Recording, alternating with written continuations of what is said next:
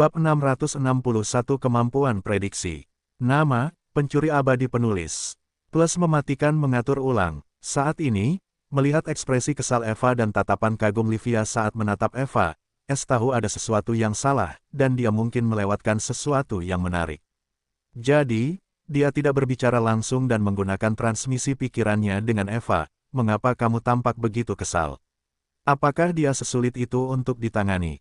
Eva terkejut sesaat ketika dia mendengar suara S, tetapi ekspresinya menjadi tegas saat dia menjawab tanpa membuka mulutnya, wanita jalang ini gila. S merasa geli ketika dia mendengar suara jengkel Eva dan dengan penasaran bertanya, apa yang terjadi? Eva kemudian tidak menyembunyikan apapun dan menceritakan kepadanya tentang kepribadian Livia yang fanatik terhadap pencuri dan bagaimana dia ingin menjadi pengikut Sky Stealer. Dia bahkan bersedia menjadi pembantunya atau sekadar pelayan. Ekspresi S cukup aneh ketika dia mendengar ini, dan dia tidak bisa menahan diri untuk tidak melihat ekspresi jahat Eva dan berpikir dengan geli, bukankah kamu sama seperti ketika kamu bertemu denganku dan bahkan secara paksa membentuk tim denganku sehingga kamu bisa menjadi pencuri? Setidaknya dia akan tahu bagaimana perasaanku saat itu. Namun, ketika dia mendengar ini, tidak hanya itu, dia memiliki semacam konstitusi yang disebut fisik ramalan suci yang merupakan sesuatu. Meskipun aku cukup yakin nama fisiknya yang fantastis mungkin tidak sama persis dan diciptakan sendiri oleh rasnya, aku juga tidak sepenuhnya yakin tentang itu. Tunggu, fisik fantastis. Maksudmu dia lahir dengan konstitusi unik seperti fisik elemen yang terkenal, kan?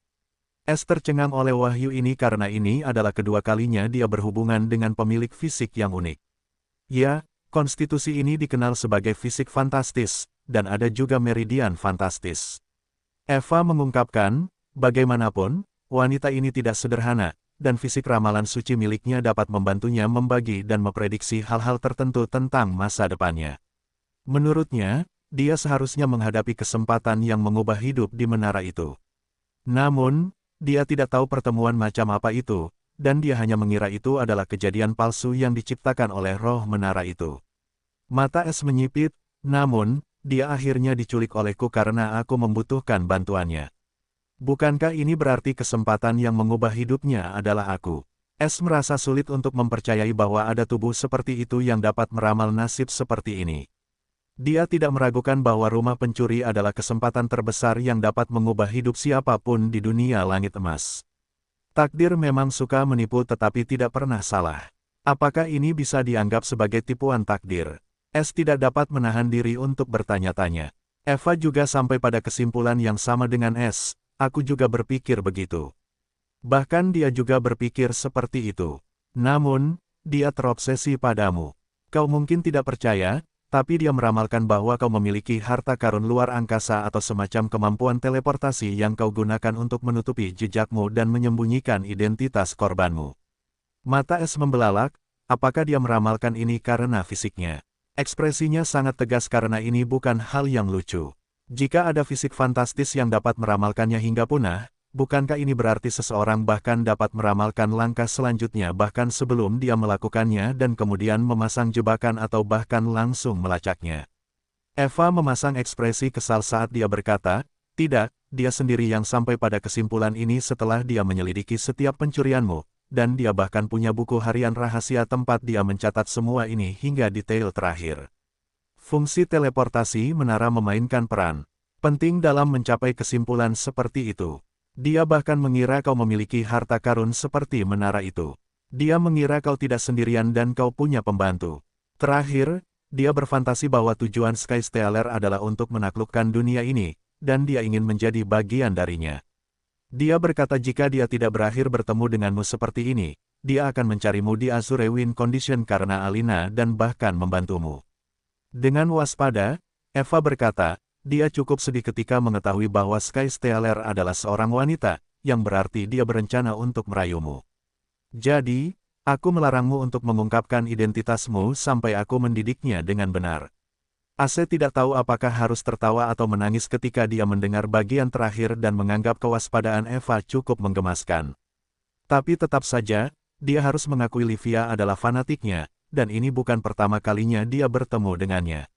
Dia bahkan tidak pernah berpikir seseorang akan menjadi pengagumnya dari ras lain, apalagi seorang putri mahkota dari seluruh ras. Tidak akan bohong untuk mengatakan ini adalah perasaan yang aneh namun menyenangkan. Tapi dia tidak akan memberitahu iblis kecuali dia ingin merasa menyenangkan yang sebenarnya. Namun, karena Livia memiliki fisik yang aneh, dia sekarang lebih condong pada saran Moira untuk menambahkannya ke Tiff House, dan mungkin ada beberapa malapetaka di masa depan yang menunggunya. Namun sebelum itu, Livia harus menghindari malapetaka di depannya. S tidak punya niat untuk merusak kesenangan Eva. Dia hanya tidak berani. Jadi, dia membiarkannya bermain sebanyak yang dia inginkan. Baiklah, kamu bisa menjadi Sky Stealer sebanyak yang kamu inginkan.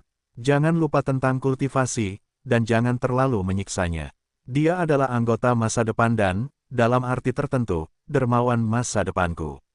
Jika dia bersedia, maka dia akan menjadi anggota rumah pencuri pertama yang tidak perlu aku tipu. S mendesah penuh nostalgia. Apa? Jangan bilang kau sudah mengincar tubuhnya. Suara Eva yang mengancam terdengar. S terdiam dan membalas, kenapa kau terburu-buru mengambil kesimpulan seperti itu? Lagi pula, dia bahkan tidak secantik dirimu. Kebahagiaan bersemi di hatinya saat mendengarnya, tetapi dia segera menyembunyikannya dan mengejek, seolah-olah aku mempercayaimu setelah mendengar perbuatanmu.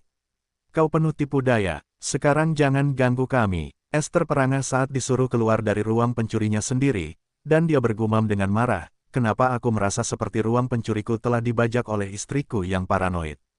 Seorang iblis bermartabat dengan aura yang dalam dan tak terduga, mengenakan baju besi ungu dengan lambang keluarga iblis yang mengancam, sedang melihat ke arah 3 iblis yang berdiri dengan hormat di hadapannya. Ketiga iblis ini juga mengenakan baju besi ungu dengan lambang yang sama, tetapi baju besi mereka tidak semegah miliknya, dan aura mereka sama sekali tidak semegah miliknya. Dia berkata dengan suara seraknya tanpa ekspresi, saya memanggil kalian bertiga untuk memberitahu bahwa kita akan tiba di tujuan dalam 3 hari. Saya ingin kalian memberi pengarahan kepada armada kalian dan meminta mereka untuk berperilaku sebaik mungkin. Saya tidak ingin kehilangan muka di depan orang lain, terutama di depan manusia. Apakah itu jelas? Ketiganya dengan sungguh-sungguh berkata serempak, ya, Laksamana. Bubarkan jika Anda tidak memiliki sesuatu untuk ditambahkan. Dia berkata dengan dingin. Mereka bertiga membungkuk dengan hormat sebelum pergi tanpa mengatakan apapun. Namun, ketika kedua iblis itu pergi, hanya iblis wanita dalam kelompok itu yang tiba-tiba menghentikan langkahnya tepat di pintu.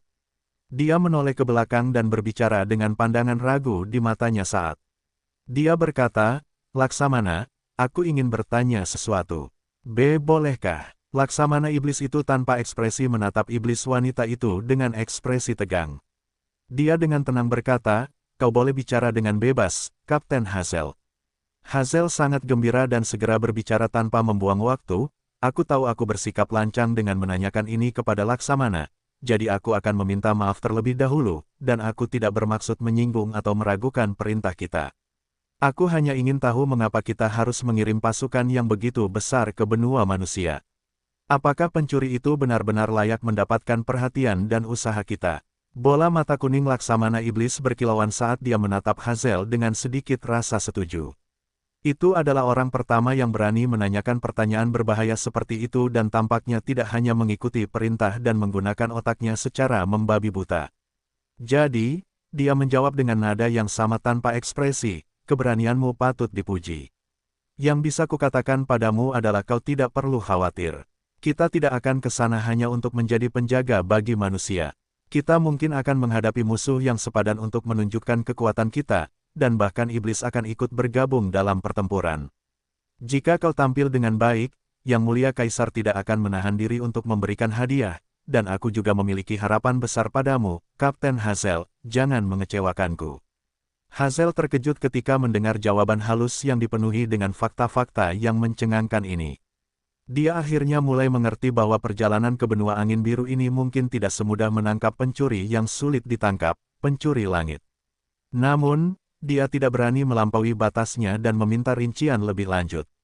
Informasi sebanyak ini sudah cukup untuk menunjukkan niat baik Laksamana iblis terhadapnya, dan dia mungkin akan menyinggung perasaannya jika dia melampaui yurisdiksinya. Terima kasih atas kepercayaanmu, Laksamana. Aku tidak akan mengecewakanmu. Ia membungkuk cepat sebelum pergi. Bibir Laksamana iblis itu melengkung setelah Hazel pergi, dan ia bergumam dengan niat membunuh. Tentara iblis tidak menunjukkan warna aslinya selama berabad-abad, dan semuanya mulai menganggap kita semacam orang yang mudah ditipu sekarang hanya karena seorang pencuri kecil mampu mencuri beberapa harta karun dengan mengandalkan beberapa trik remeh. Kita akan menguliti orang-orang mahkota putih itu hidup-hidup untuk membangun kembali dominasi kita di langit emas dan memastikan pencuri itu akan menyesal telah mengusik ras iblis kita. Jika rencananya berjalan dengan baik, seluruh umat manusia akan lenyap dari muka dunia ini.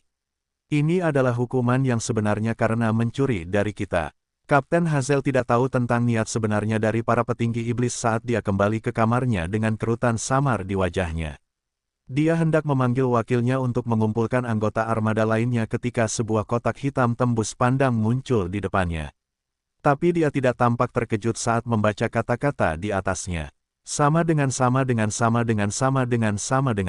Panggilan rumah masuk. Penelepon, Ketua Rumah S. White. Terima otomatis terima dalam 10 detik. Catatan, Anda tidak dapat menolak atau mengabaikan panggilan Ketua Rumah S. White. Sama dengan. Jika bukan karena hak istimewa ini, aku akan mengabaikanmu selama 1 jam. Kapten Hazel, yang sebenarnya adalah Inter yang menyamar, mengerutkan bibirnya sebelum menerima panggilan itu. Suara S yang bersemangat tersampaikan di kepalanya, lama tidak mengobrol. Inter terkejut karena dia mengira suaranya akan penuh dengan kepanikan atau kecemasan seperti terakhir kali, tetapi untuk beberapa alasan, S kembali menjadi dirinya sendiri lagi. Jangan bilang dia tidak lagi peduli dengan gadis itu dan meneleponku untuk membatalkan misi ini. Bukankah ini berarti usahaku akan sia-sia? Inter berpikir dengan muram, tetapi dia tidak mencapai kesimpulan akhir secepat itu.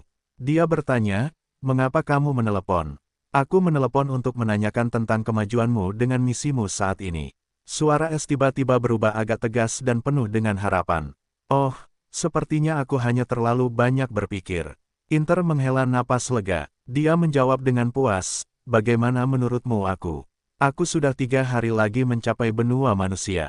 Apa? Sangat cepat. S terkejut dengan pernyataan tak terduga ini karena ia mengira bahwa gadis itu masih berada di benua iblis atau masih dalam perjalanan menuju benua angin biru.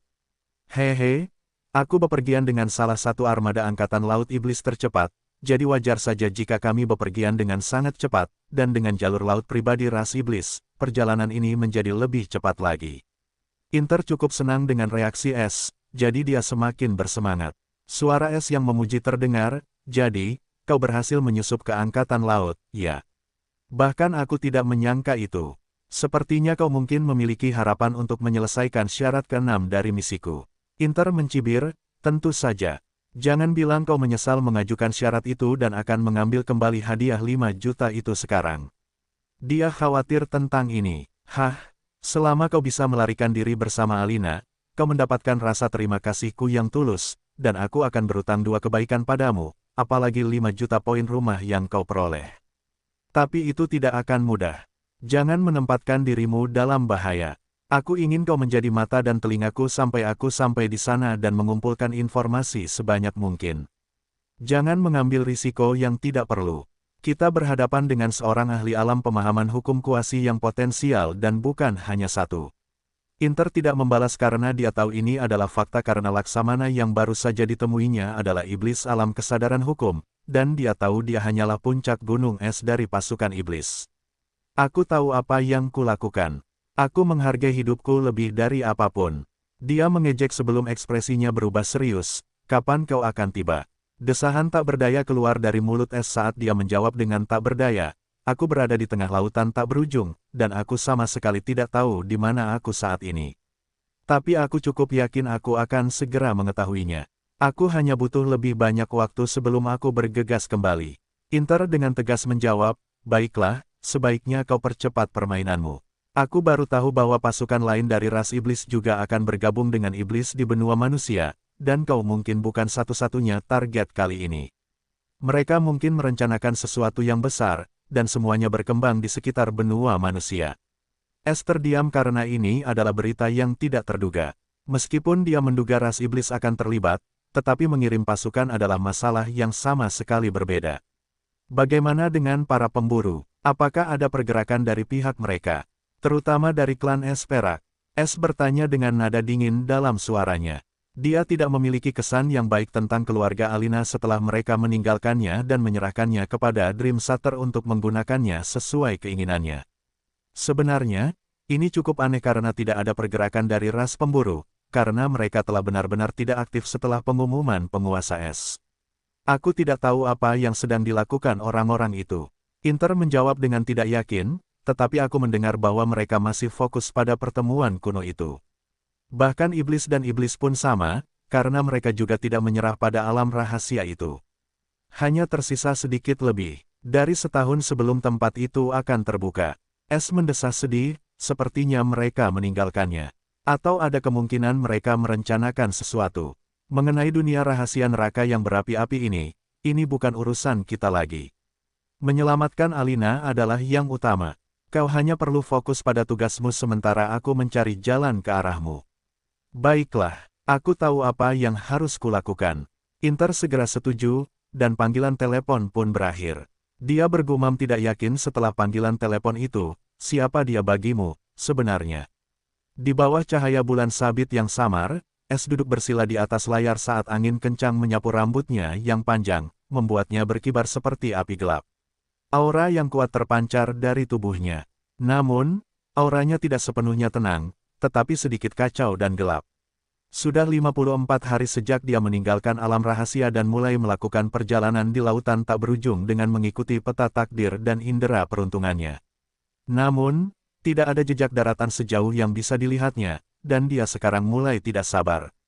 Namun, dia masih tidak berdaya dalam hal ini dan tidak bisa berbuat apa-apa selain bertahan.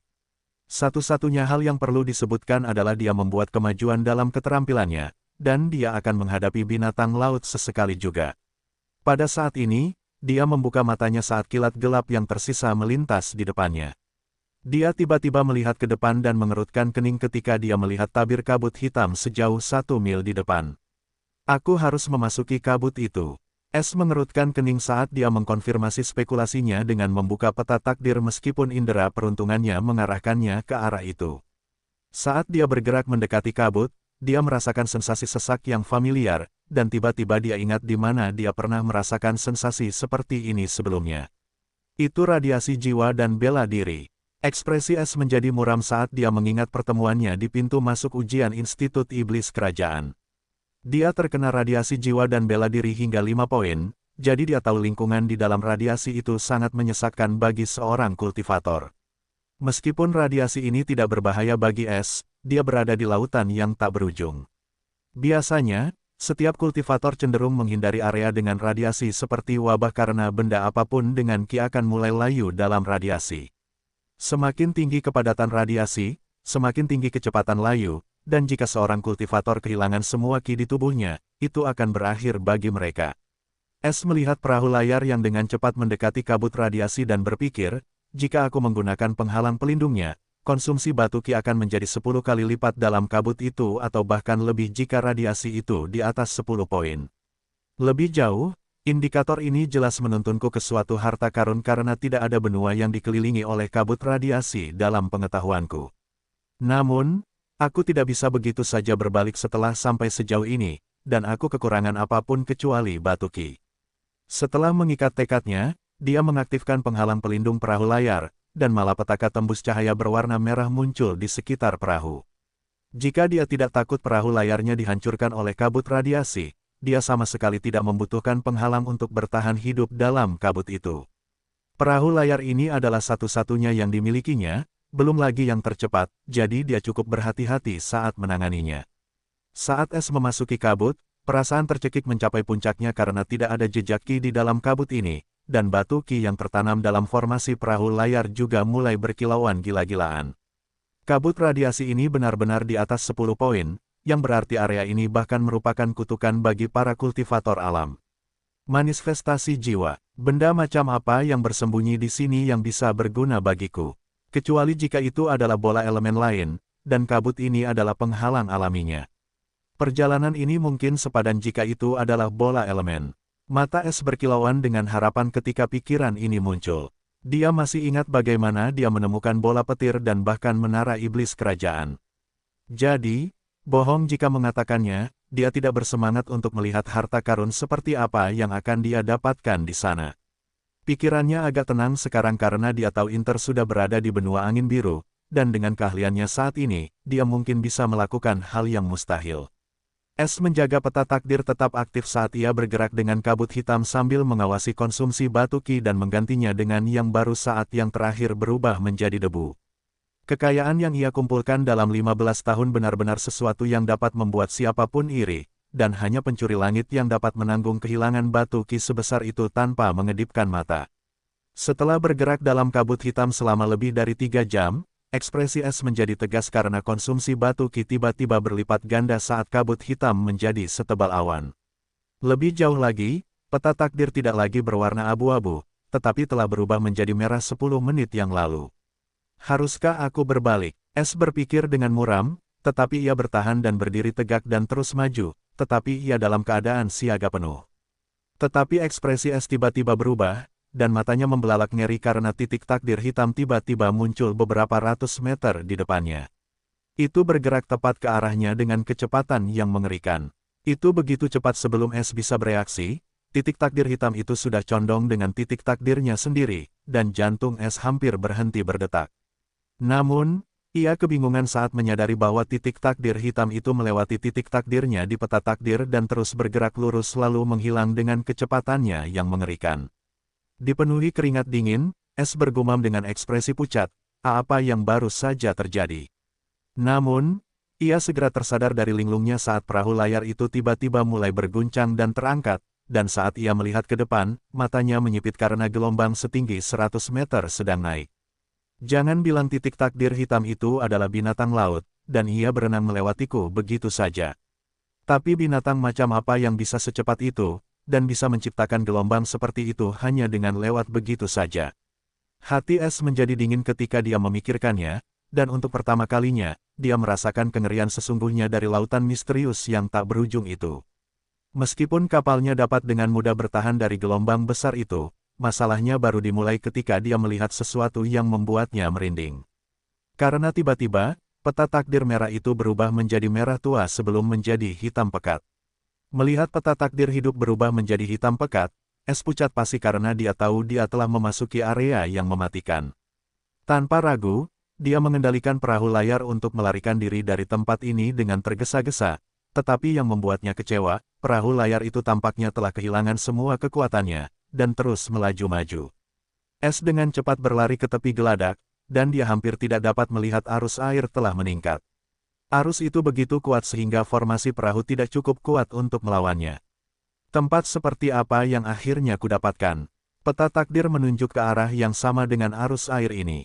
Tetapi area ini benar-benar hitam, dan bahkan tidak ada sedikit pun ki yang ada. Haruskah aku mencoba berenang kembali? Saat gagasan ini muncul di benak S, dia membuangnya. Ketika dia mengingat titik takdir hitam yang dilihatnya beberapa menit yang lalu. Selain itu, indera pencurinya masih tenang, yang berarti dia belum dalam bahaya yang mematikan. Tetap saja, ini adalah area hitam, dan dia akan menjadi idiot jika hanya berdiam diri dan menunggu kematiannya. S melihat sekeliling yang diselimuti kabut hitam tebal. Penglihatannya terhalang karena radiasi ini, dan dia hanya bisa melihat dengan jelas sejauh 10 meter di sekitarnya. Peta takdir masih terbuka saat dia mengamatinya untuk mencari tanda-tanda perubahan atau lokasi takdir warna lainnya. Pada saat ini, perahu layar mulai bergetar saat arus air semakin kuat, dan bergerak maju dengan mantra yang menakutkan. S melihat aliran air yang kacau dengan cemberut yang dalam, aku tidak bisa diam saja, aku harus membuat keputusan, atau aku tidak akan bisa nanti. Pada saat ini, S menyadari sesuatu saat dia tiba-tiba melihat peta takdir, dan ekspresinya berubah pucat pasi seperti hantu. Ada 8 titik takdir hitam dengan lingkaran merah lain di sekitarnya, dan semuanya bergerak ke arahnya, dan mereka akan berada di sini 10 detik dari kecepatan mereka. Kali ini, S ketakutan melihat 8 titik takdir hitam itu mendekat ke arahnya, dan pikirannya berpacu. Mereka datang tepat ke arahku, atau mereka hanya lewat seperti yang terakhir. Tidak, warna merah menunjukkan bahwa mereka adalah musuh. Tidak masalah apakah mereka datang ke arahku atau hanya lewat. Jika mereka merasakan perahu itu, mereka pasti akan menyerang, tidak seperti yang terakhir, yang tampaknya tidak bermusuhan. Aku harus menyingkirkan perahu ini. Terlalu mencolok. Es cepat-cepat memutuskan sambil menggertakkan giginya. Saat berikutnya, seluruh perahu layar lenyap di bawah kakinya, dan dia bersentuhan dengan radiasi untuk pertama kalinya. Meskipun perasaan itu tidak nyaman, seperti ada zat berlendir di seluruh kulitnya, secara keseluruhan, dia baik-baik saja. Saat berikutnya, papan kayu hijau muncul di air yang kacau, dan es mendarat di atasnya. Papan kayu ini adalah material kelas 4. Namun saat bersentuhan dengan kabut radiasi, kilaunya mulai memudar. Namun, perhatian es tertuju pada 8 titik takdir hitam itu saat ia menaiki papan di tengah gelombang yang kacau itu tanpa banyak kesulitan. Sebagai seorang kultivator, menjaga keseimbangan adalah hal terakhir yang ia khawatirkan kecuali jika ia sedang menaiki papan di tengah air ki yang kacau. Air normal ini jauh dari kata berbahaya baginya. Es tercengang karena tiba-tiba, lingkaran merah di sekitar titik takdir hitam itu memudar dan sepenuhnya menghilang ke dalam peta takdir hitam. Kesadaran menyergap es saat ini, jangan bilang mereka tertarik oleh perahu layarku atau gelombang ki yang diciptakan oleh perahu layar itu. Tempat ini bebas dari ki, jadi sangat mungkin mereka tertarik ke sini oleh kemunculan gelombang ki yang tiba-tiba yang diciptakan oleh penghalang perahu layar itu. Sekarang perahu layar itu sudah tidak ada lagi di sini dan papan ini terlalu kecil untuk menciptakan gelombang ki seperti itu, mereka tidak dapat menemukanku. Satu-satunya cara untuk memastikannya adalah, Es memutuskan untuk mencoba teorinya karena itu adalah pertanyaan tentang kelangsungan hidupnya. Ketika dia menyingkirkan perahu layar karena dia berencana untuk menggunakan kabut radiasi tebal ini untuk menyembunyikan auranya sepenuhnya, dia tahu radiasi ini sepenuhnya mampu melakukan itu karena apapun yang mengandung ki tidak akan berguna di sini, seperti indera bela diri atau indera jiwa. Kecuali seseorang memiliki indera aktif sebagai indera pencurinya, tidak seorang pun akan dapat menyelidiki dalam radiasi dengan menggunakan indera bela diri atau indera jiwa. Namun, sekarang, jika teorinya benar, dia tidak perlu repot-repot dengan apapun dan hanya memastikan dia tidak akan menggunakan ki di sini, dan dia akan baik-baik saja di area takdir hitam ini. Setidaknya, dia berharap demikian karena, dalam arti tertentu, dia tidak dapat kembali sekarang dan hanya bergerak maju. Sebuah pelat formasi muncul di tangannya, yang merupakan formasi tingkat 5 yang setara dengan formasi perahu. Dia perlahan mengaktifkannya, dan gelombang ki tercipta. Hampir seketika, Es melihat 8 titik takdir hitam muncul lagi dengan cincin merah yang sama di sekelilingnya, dan tanpa ragu-ragu, dia dengan cepat menyimpan pelat formasi itu. Sama seperti sebelumnya, 8 titik takdir hitam itu menghilang lagi, dan mata Es berkilauan dengan sedikit harapan. Jadi, ini benar-benar tentang ki. Dia yakin akan hal itu. Namun, itu bukanlah solusinya karena dia masih bergerak ke arah yang tidak diketahui, dan dia sekarang sama sekali tidak berdaya untuk kembali, dan dia bahkan menyesali berlayar di tengah kabut. Namun, dia tahu dia tidak punya pilihan selain mengikuti arah peta takdir karena dia tidak tahu di mana dia berakhir di lautan yang tak berujung itu. Setidaknya dia punya arah untuk diikuti, atau dia bahkan tidak akan tahu kemana dia menuju. Saat berselancar di arus air, papan yang beberapa saat lalu dipenuhi ki, kini berubah menjadi papan kering yang layu tanpa ki. Namun, Es merasa terganggu olehnya. Selama kabut itu bisa mengapung di atas air dan menarik berat tubuhnya, dia baik-baik saja dengan itu, terutama ketika memiliki ki dapat menarik makhluk yang menakutkan. 1 jam berlalu ketika Es masih ditarik ke arah yang tidak diketahui, dan kabut hitam itu kini semakin tebal karena dia sekarang bisa merasakan sedikit perlawanan dari kabut saat dia melewatinya.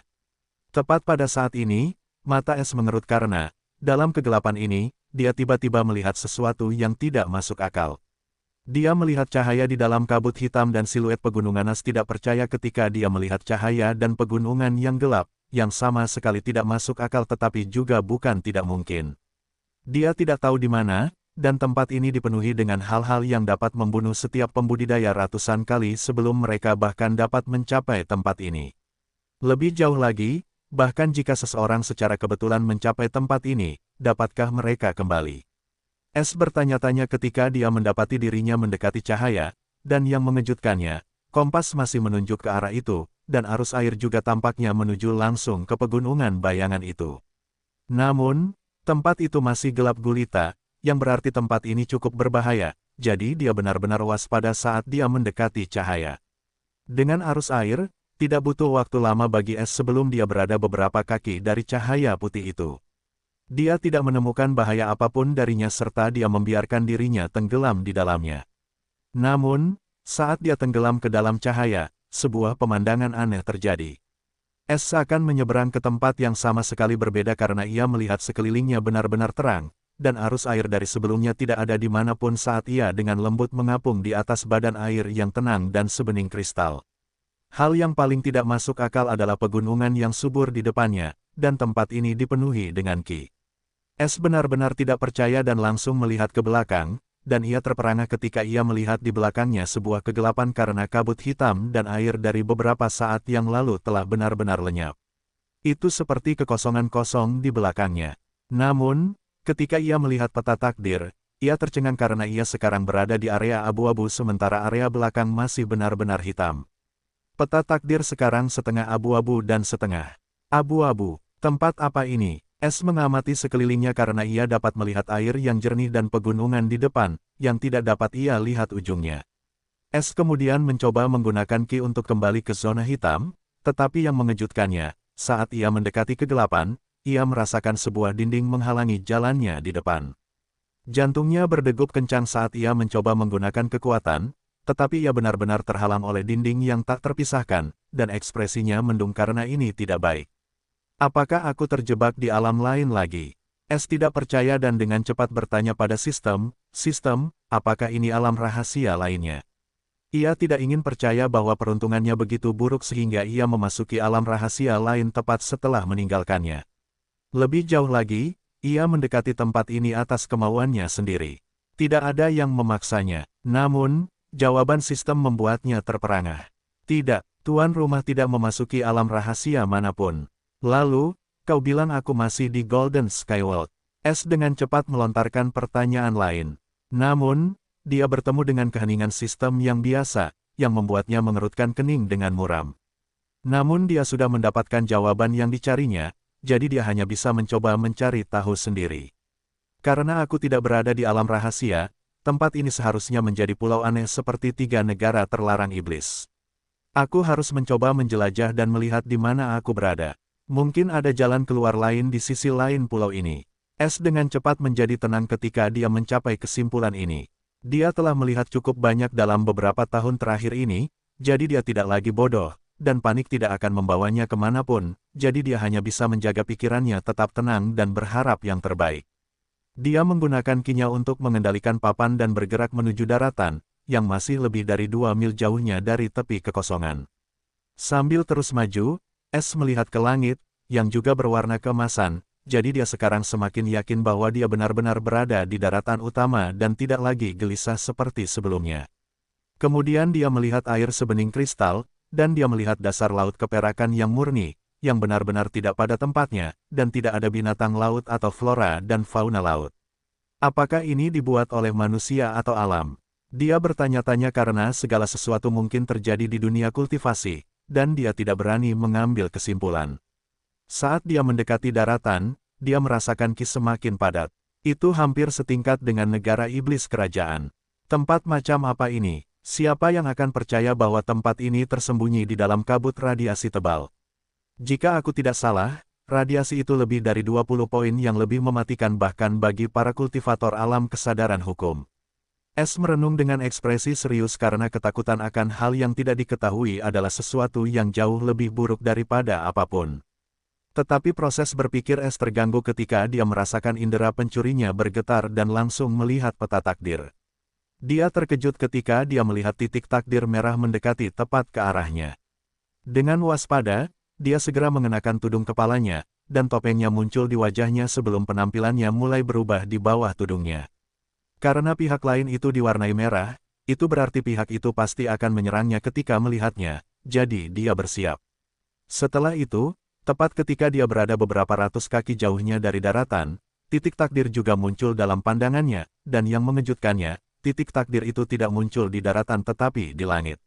Dia pikir itu adalah binatang udara, tetapi yang mengejutkannya, ketika dia melihat dengan jelas, itu adalah sosok humanoid yang memiliki garis biru langit dan memotong angin seperti pisau tajam. Es merasa matanya mempermainkannya, tetapi tidak, dan tiba-tiba, Steak biru langit itu tiba-tiba berhenti beberapa meter di atasnya, membuat penampilannya jelas bagi Es untuk dilihat. Mata Es menyipit saat melihat sosok setinggi 5-11 kaki ini mengenakan jubah berdesain biru kuno dan simbol matahari yang menyala di dadanya, berdiri di atas pedang panjang dengan kedua tangan di belakang punggungnya seperti makhluk yang mengesankan. Namun yang membuat Es tercengang adalah sosok itu adalah manusia berdiri di atas pedang seperti patung agung. Orang ini memiliki wajah tampan dengan kulit putih, dan dia tampak berusia pertengahan 20-an. Rambut hitam panjangnya dan alisnya yang berbentuk pedang membuatnya tampak muram, sementara matanya yang coklat tua tampak dingin dan acuh tak acuh. Namun, saat dia melihat wajah Es yang berkerudung, penghinaan yang nyata muncul di mata dingin itu seolah-olah dia sedang melihat seekor serangga. Setelah mengamati Es selama beberapa saat, sedikit keheranan melintas di matanya karena Es tidak berbicara sepatah kata pun, apalagi panik, dan seperti dia, Es juga hanya menatapnya tanpa ada niat untuk berbicara terlebih dahulu. Dia membayangkan bahwa Es akan panik melihatnya, bahkan memohon untuk mengampuni nyawanya, tetapi tampaknya itu tidak terjadi sama sekali.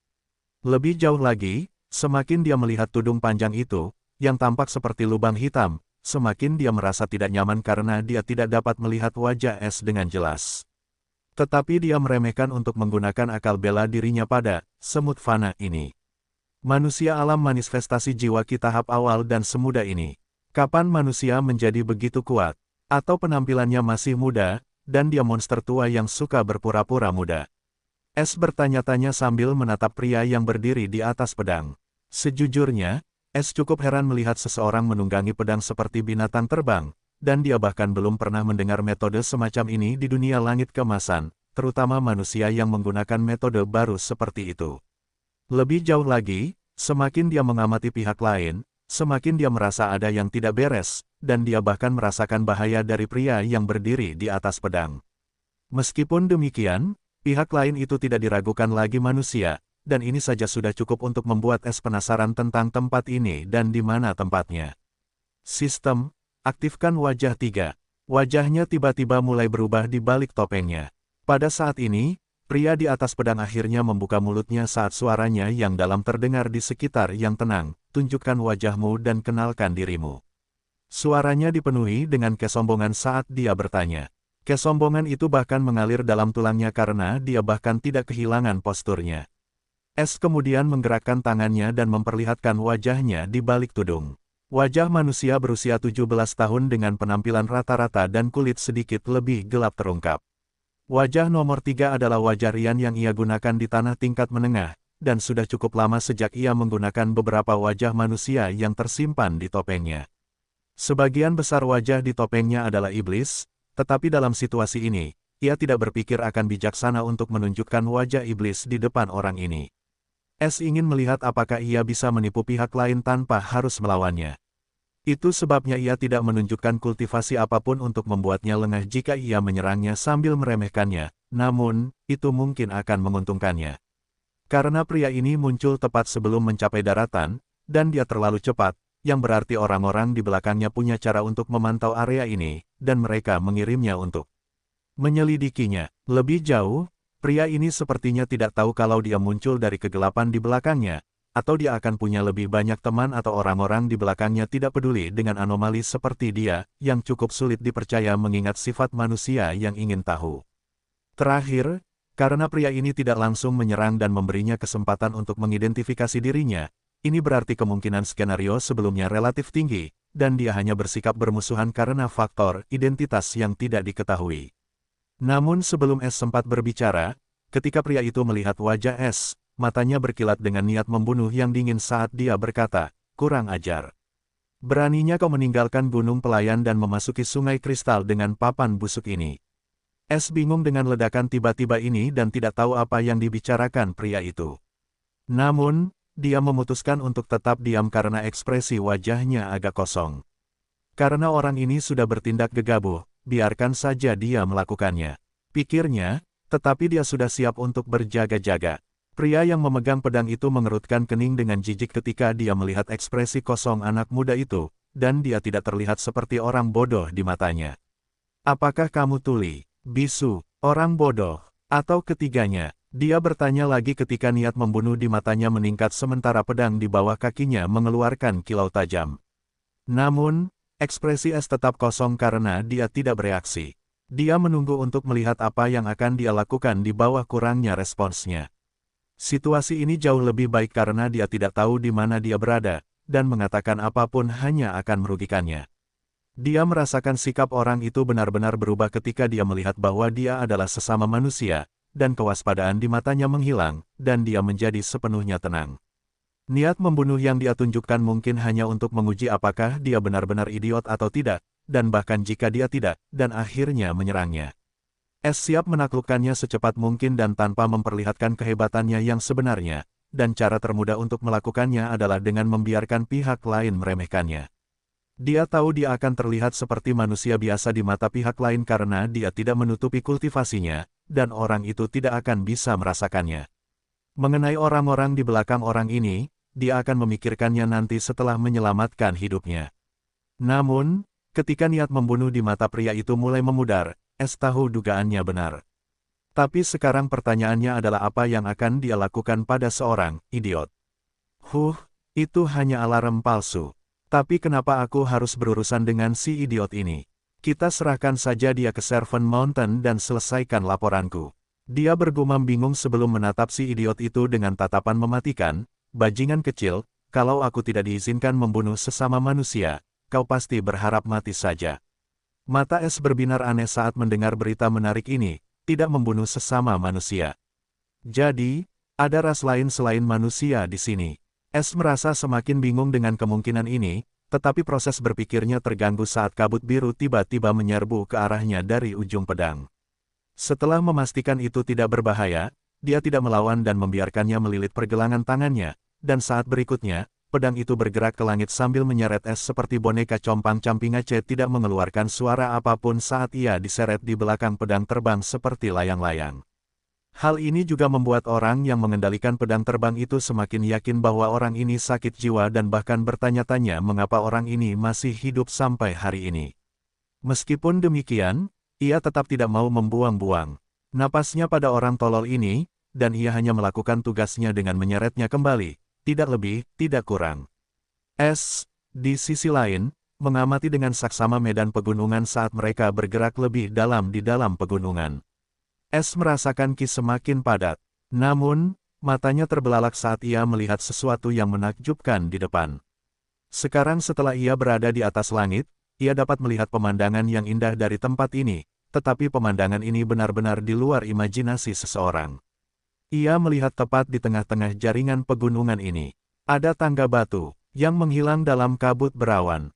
Tetapi yang benar-benar mengejutkan adalah dua gerbang perunggu pegunungan dengan simbol matahari dan bulan di kaki gunung tepat sebelum tangga itu dimulai.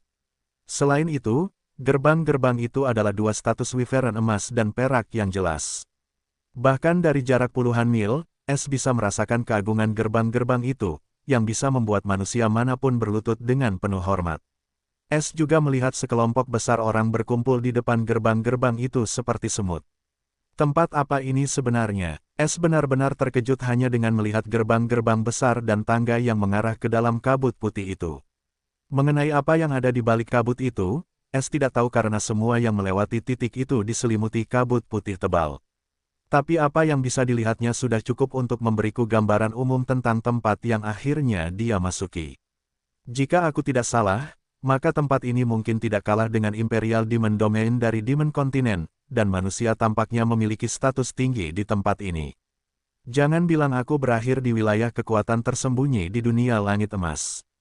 S berpikir dengan ekspresi muram saat dia melihat peta takdir, yang sekarang diwarnai merah. Jika dia tidak berpura-pura menjadi orang bodoh, dia mungkin benar-benar bertanya kepada orang di depannya, tetapi dia tahu sekarang dia lebih baik diam dan berpura-pura bodoh. Mengenai penyelidikan jiwa, dia bahkan tidak memikirkannya karena dia yakin itu akan gagal selama orang itu masih dalam kondisi optimalnya. Alam manifestasi jiwa bukanlah lelucon, dan terlalu berisiko bagi S untuk mencoba penyelidikan jiwa tanpa keyakinan mutlak dan di wilayah yang tidak dikenal ini. Dia bahkan senang bahwa pria ini membawanya ke sini, atau dia mungkin memicu beberapa jebakan, atau lebih buruk lagi, dia mungkin telah mengungkapnya jika mencoba melawan. Pada saat ini, Pedang terbang itu tiba-tiba berbelok tajam ke kiri, dan Es terkejut ketika dia menemukan mereka tidak menuju gerbang besar itu. Namun, betapa terkejutnya dia melihat di depannya ada penghalang perak transparan, dan di balik penghalang itu ada bangunan-bangunan tua yang bobrok di seluruh gunung besar. Itu seperti kota pegunungan. Bahkan pemandangan yang mengejutkan terjadi ketika mereka mendekati gunung tua ini. Keterkejutan ini tidak lain disebabkan oleh penduduk yang berjalan dengan pakaian tua di jalan-jalan batu, dan penduduk itu tidak hanya manusia. Es merasa seperti sedang bermimpi ketika dia melihat iblis tinggi berkulit coklat gelap berjalan dengan manusia, dan mereka berbicara dengan senyum di wajah mereka.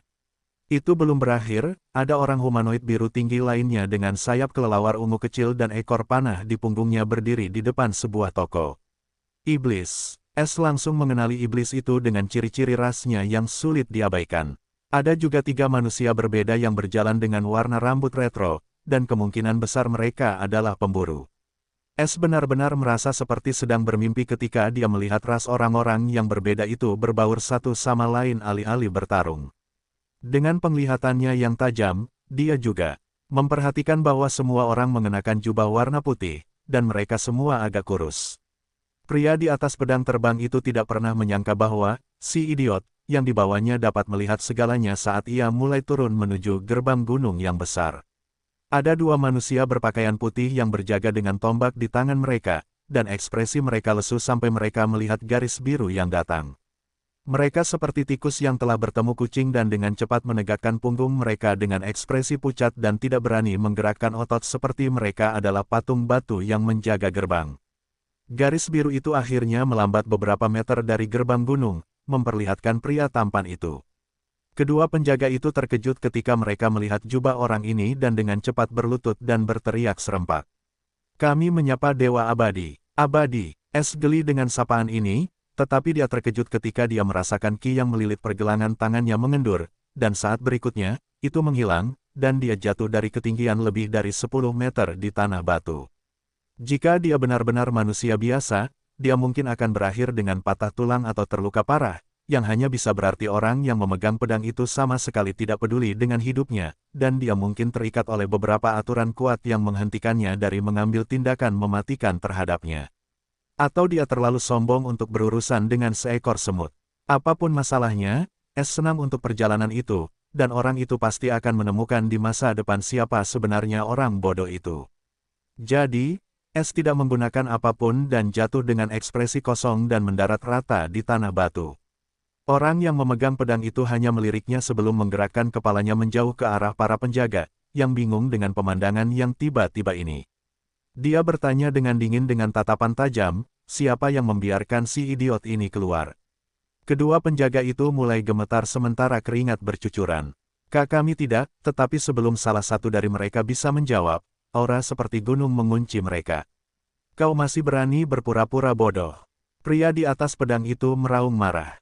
Karena dia tidak bisa melampiaskannya pada si idiot itu karena kurangnya ekspresinya, dia akan melampiaskannya pada mereka berdua yang membuatnya melakukan perjalanan yang melelahkan hanya untuk menjemput si idiot itu kembali. Dia tidak hanya mandi di sungai kristal, tetapi dia ada di sana dengan papan yang busuk. Lebih jauh lagi, dia mengenakan hitam, yang merupakan aturan berpakaian terlarang di luar serikat pedang matahari dan bulan. Panggil penguasa gunungmu ke sini. Aku akan melihat siapa yang berani menenun pakaian ini. Di tanah, Es tercengang dengan nama ini, serikat pedang matahari dan bulan. Wajah para penjaga itu sangat pucat saat mereka akhirnya menyadari wajah datar itu tergeletak, berjubah hitam idiot. Kesadaran muncul di benak mereka, dan mereka merasa ingin menguliti orang itu hidup-hidup. Aku akan pergi dan menjemput penguasa gunung. Salah satu penjaga dengan janggut tipis segera menjawab dan berbalik. Namun, dia dihentikan sebelum dia bahkan bisa mulai berlari menuju puncak gunung. Kau akan menghabiskan terlalu banyak waktu, dan aku tidak punya itu. Tangani saja si idiot ini dan hukum dia sesuai dengan aturan serikat. Selesai berbicara, pedang di bawah kakinya berkilauan dalam kemilau biru sebelum dia berubah menjadi garis biru dan menghilang menuju puncak gunung.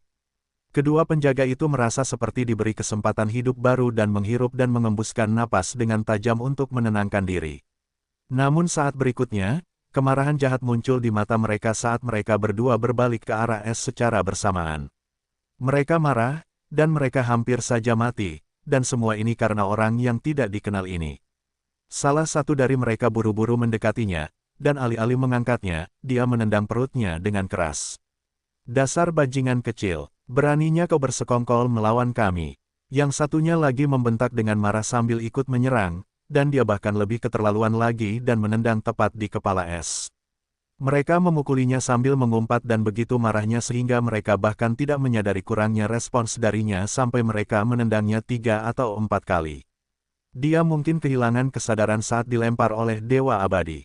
Kita masukkan saja dia ke penjara dan tunggu perintah dari penguasa gunung. Aku yakin dia akan segera melampiaskannya. Penjaga bermata kecil itu mendengus dingin. Penjaga berjanggut tipis itu mengangguk, tetapi ekspresinya berubah muram, tapi kita harus membuatnya sadar kembali dulu. Jika dia mati, kita tidak akan bisa hidup dengan baik. Dewa Abadi itu mungkin ingin lepas tangan dari kematian ini juga. Dia berkata dengan nada yang sangat pelan. Wajah penjaga lainnya berubah karena dia ketakutan, kau tidak menggunakan kekuatan penuhmu untuk menendangnya, kan? Dia bertanya dengan suara rendah.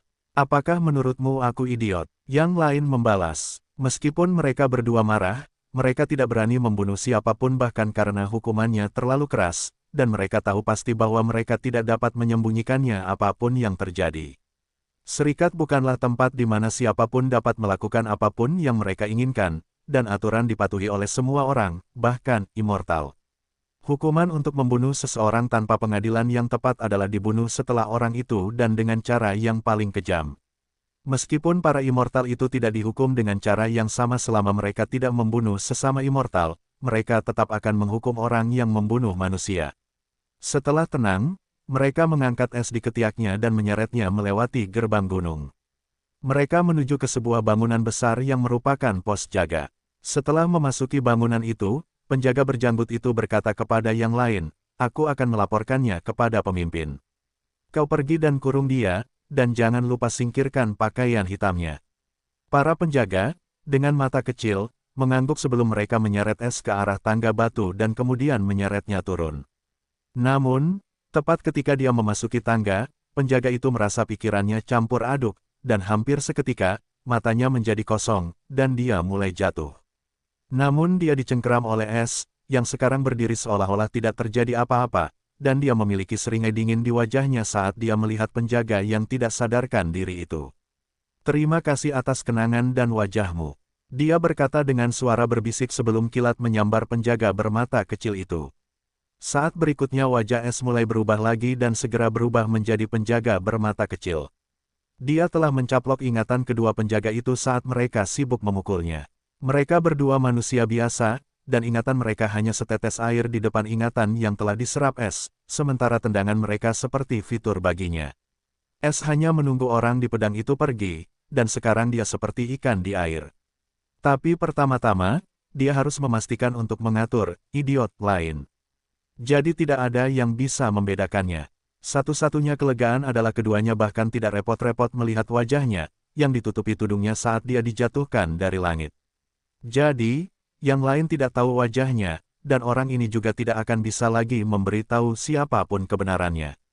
Petir hitam tiba-tiba menyala di tangan Es, dan dia dengan hati-hati mengendalikannya untuk membuat penjaga itu menjadi sayur dengan menggoreng otaknya. Saat berikutnya, petir yang sama mulai menghanguskan wajahnya dan kemudian mencampurnya cukup banyak sehingga bahkan ibunya tidak akan mengenalinya lagi. Es kemudian memberinya pil penyembuhan kualitas terendah yang membuatnya sembuh, dan seorang idiot siap untuk pergi. Yang tersisa hanyalah pakaiannya, jubah Es mulai berubah karena sekarang tampak sama seperti penjaga, dan dia memiliki banyak pakaian hitam, jadi itu lebih mudah dilakukan. Setelah Es memastikan semuanya sempurna, dia kemudian menyeret idiot itu dan melemparkannya ke dalam sel kosong dan mengunci pintunya. Dia akhirnya menghela napas lega setelah dia keluar dari hutan. Tapi ekspresinya tidak lagi damai tetapi suram. Karena dia mendapatkan informasi yang sangat mendasar tentang Sun and Moon Sword Union ini dari kedua manusia fana ini, tetapi informasi sebanyak ini sudah cukup untuk membuat Es sangat berhati-hati di tempat ini.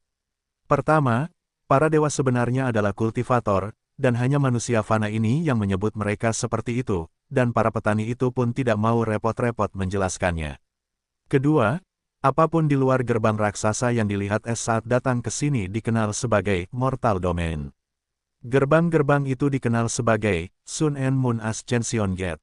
Ketiga, tampaknya tidak ada rasisme di tempat ini, dan lingkungan di sini sepenuhnya harmonis antara banyak ras. Tapi tetap saja, ras-ras yang memiliki sifat-sifat unggul menerima perlakuan khusus selama mereka menggunakan sifat-sifat itu untuk kebaikan Union yang lebih besar. Informasi terakhir dan terpenting yang ditemukan Es adalah aturan-aturan Union bersifat mutlak. Dalam sejarah Union, belum pernah ada insiden di mana seseorang lolos setelah melanggar salah satu aturan Union. Mereka tampaknya mengawasi setiap sudut Union, yang sama sekali bukan kabar baik bagi Aceh. Nama samaran baru Es adalah Adolf, dan dia adalah bagian dari pasukan penjaga Gunung Pelayan ini yang biasanya disebut Kota Gunung Pelayan.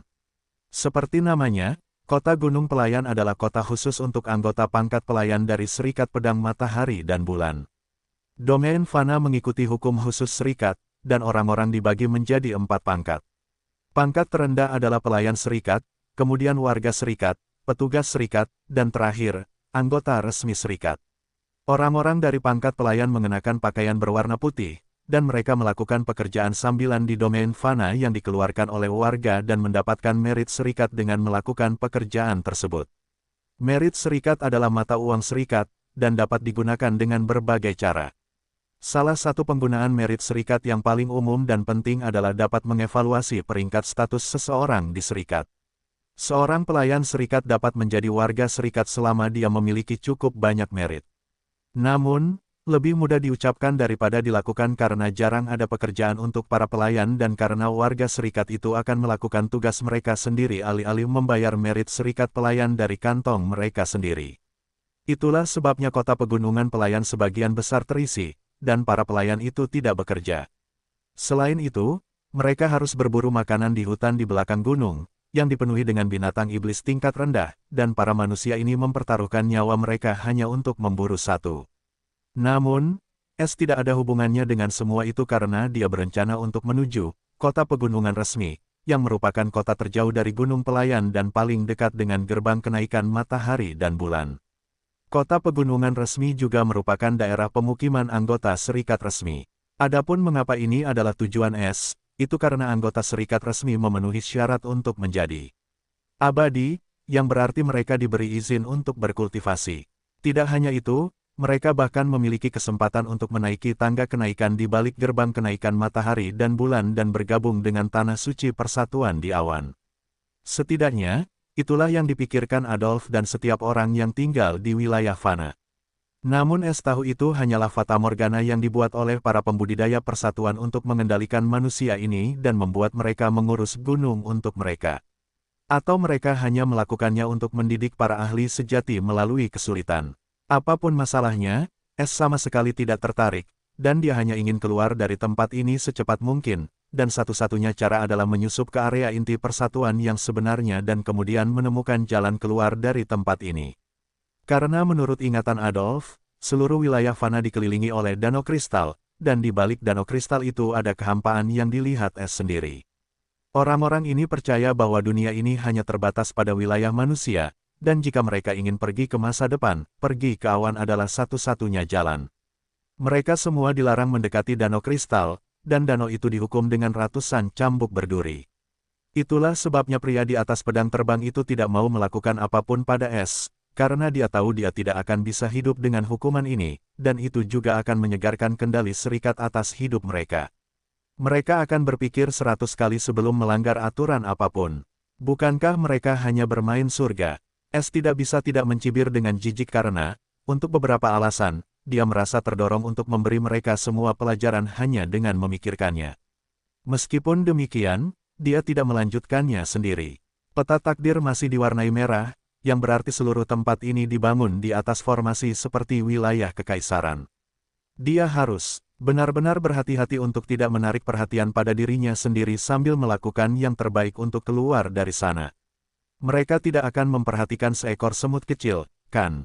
Aku bisa mengerti tentang danau kristal itu, tapi mengawasi setiap makhluk hidup yang ada di wilayah Fana.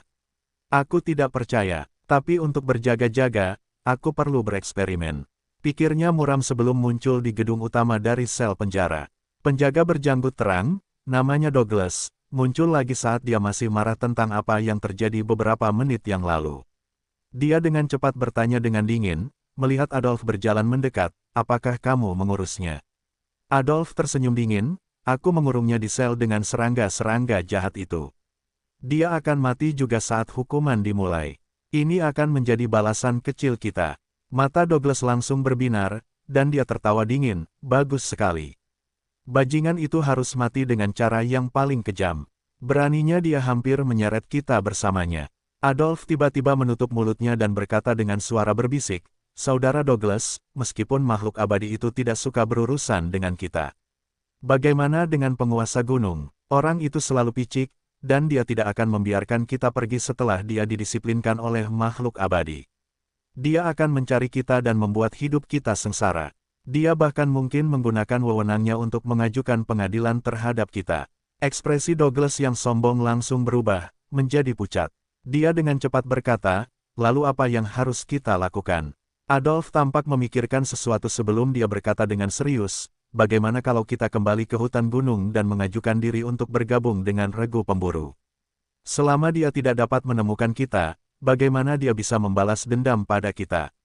Lalu yang bisa dia lakukan hanyalah melampiaskannya pada bajingan kecil itu, dan aku cukup yakin dia bahkan tidak akan mengenali wajah kita. Selama kita tetap rendah hati di regu pemburu, kita akan dapat lolos dari malapetaka ini. Douglas menatap Adolf tanpa bisa berkata apa-apa karena dia tidak dapat menahan diri untuk tidak mendecak lidahnya. Saudara Adolf, aku tidak pernah menyangka kamu begitu licik. Bibir Adolf sedikit melengkung, tidak apa-apa. Kalau begitu, kau bersamaku. Douglas berkata dengan tenang, tentu saja, mari kita segera mengundurkan diri dari jabatan kita dan melapor kembali ke gunung. Bahkan makhluk abadi itu tidak akan dapat menemukan kesalahan apapun pada kita lagi. Setelah itu, mereka berdua segera pergi, tetapi tanpa sepengetahuan Douglas, dia akan menjadi subjek eksperimen Ace meninggalkan pos lama mereka. Kedua penjaga itu segera menuju ke bagian belakang gunung.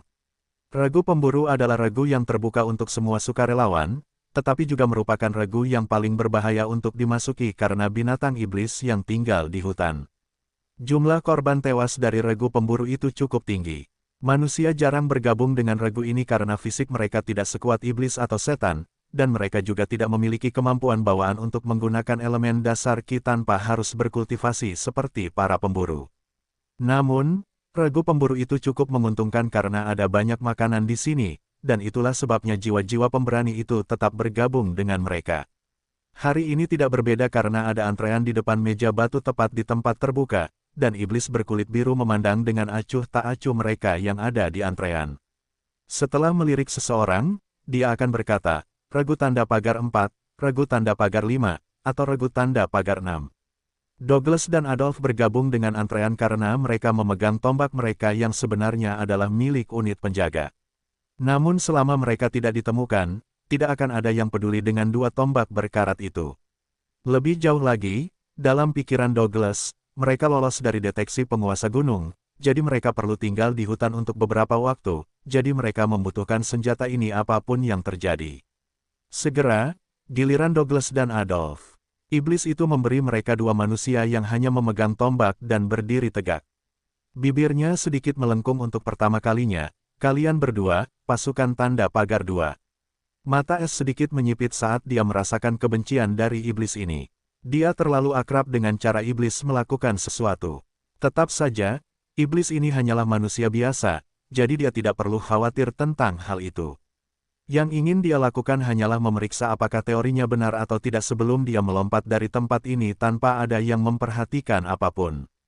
Hutan ini adalah tempat yang sempurna baginya untuk pergi sepenuhnya karena terbunuh di tempat itu adalah hal yang biasa, dan tidak ada yang akan menyelidiki kehidupan siapapun. Selain itu, jika aturan serikat itu mutlak, lalu mengapa iblis ini memiliki niat buruk terhadap mereka? S menantikannya. Tanda hubung tanda hubung tanda hubung. Pada saat ini, di dalam aula terang yang dipenuhi aroma alam dan dihiasi dengan batu giok dan ukiran kayu yang indah. Pria berjubah biru dengan pedang terbang itu masuk karena kesombongannya telah hilang sepenuhnya, dan dia tampak sangat hormat saat dia menuju ke arah lelaki tua dengan rambut panjang seputih salju dan janggut panjang. Lelaki tua itu berpakaian dengan cara yang sama seperti lelaki muda berbaju biru. Satu-satunya perbedaan adalah warna ungu, sedangkan lambang matahari juga sama. Dia duduk bersila dengan mata terpejam di atas tikar yang mengintip seperti status kuno yang damai. Pemuda berjubah biru itu menundukkan kepalanya dan berkata dengan hormat, "Tetua ke-8, aku di sini untuk menyimpulkan laporanku tentang gangguan di Danau Kristal. Ada seorang pemuda manusia yang sakit mental yang memasuki danau itu. Dan itu sudah diurus." Mata lelaki tua itu sedikit bergetar sebelum dia membukanya saat pupil abu-abunya terlihat, penuh dengan perubahan dan kebijaksanaan. Dia tanpa emosi berkata dengan suara seraknya, bahwa manusia itu ke sini. Pemuda itu terkejut karena dia tidak pernah menduga jawaban ini sama sekali karena dia tahu tidak ada manusia yang diizinkan berada di tempat ini kecuali mereka bisa menaiki tangga itu. Dia ingin bertanya, tetapi ketika dia mendongak, dia melihat tetua itu sudah menutup matanya, jadi dia menelan kata-katanya. "Sesuai perintahmu." Sambil membungkuk lagi, dia cepat-cepat meninggalkan aula. Dia tahu bahwa penguasa gunung mungkin tidak akan mengampuni bocah itu karena marah, dan dia menegurnya untuk melakukan hal ini, tetapi sekarang dia mendapat perintah barunya. Dia sedang terburu-buru untuk pergi dan hanya bisa berharap bocah itu masih hidup. Namun, saat pemuda itu hendak mengeluarkan pedang terbangnya, suara tetua ke-8 tiba-tiba terngiang di kepalanya, yang membuatnya terkejut. "Jangan bereaksi. Dengarkan baik-baik. Aku ingin kau membunuh anak itu dan hanya membawa mayatnya. Jangan sampai ketahuan, atau kau akan mati." Seluruh tubuhnya sedikit gemetar karena dia bisa merasakan niat membunuh yang tersembunyi di balik suara itu. Dia hampir tidak bisa mengendalikan emosinya sebelum dia mengeluarkan pedang terbangnya dan terbang menjauh dengan ekspresi pucat seolah-olah dia sedang membuat keputusan yang sangat sulit. Setelah pemuda itu pergi, sosok kekar setinggi 3 meter muncul tepat di samping tetua ke-8. Dia mengenakan jubah emas sementara puncak matahari sepenuhnya hitam, dan ada pedang emas tepat di tengah matahari hitam ini, dan wajahnya ditutupi topeng hitam. Tetua ke-8 bertanya dengan suara serak tanpa membuka matanya karena dia sudah tahu siapa yang bisa muncul di sampingnya tanpa ketahuan. "Tuan Matahari, apakah masalah ini benar-benar layak untuk melanggar tradisi lama kita?" Tangan Sun Lord terlipat di belakang punggungnya saat dia menjawab sambil terkekeh. "Hah, Tetua ke-8, kau hanya takut bocah kecil itu akan mencelakai umat manusia jika sesuatu yang aneh ditemukan. Apakah kau akan merasa lebih baik jika aku berjanji untuk tidak mengincar umat manusia?" Tetua ke-8 masih tidak membuka matanya dan menjawab dengan dingin, "Sun Lord, imajinasimu masih sekaya sebelumnya. Selain itu, di Union, kami mengikuti aturan, dan jika seseorang melanggar aturan, baik itu ras manusiaku atau ras iblismu, mereka akan dihukum sama. Bahkan Sun Lord tidak dapat mengubahnya." Petik 2. Hahaha. Sun Lord tiba-tiba tertawa jahat ketika mendengar jawaban ini, aura mengerikan turun ke seluruh aula, mengubah lingkungan yang harmonis menjadi menakutkan. Namun, tetua ke-8 tetap tidak tergerak, sama sekali tidak terganggu oleh tawa nakal Sun Lord sebelum tawa itu berhenti tiba-tiba saat aura dingin itu menghilang bersamanya. "Old Eight, oh Old Eight, kau masih saja meremehkan seperti biasanya, dan kau hanya peduli pada aturan. Biarkan aku memberitahumu sesuatu yang menarik. Kurasa bocah itu datang dari 10 benua." Suara Sun Lord sangat lembut, tetapi ada sedikit kegilaan dalam suaranya dan kebencian yang tak terbatas sebelum ia menghilang dari aula, sama seperti saat ia muncul. Tetua ke-8 akhirnya membuka matanya karena matanya sekarang dipenuhi dengan kekhawatiran dan teror.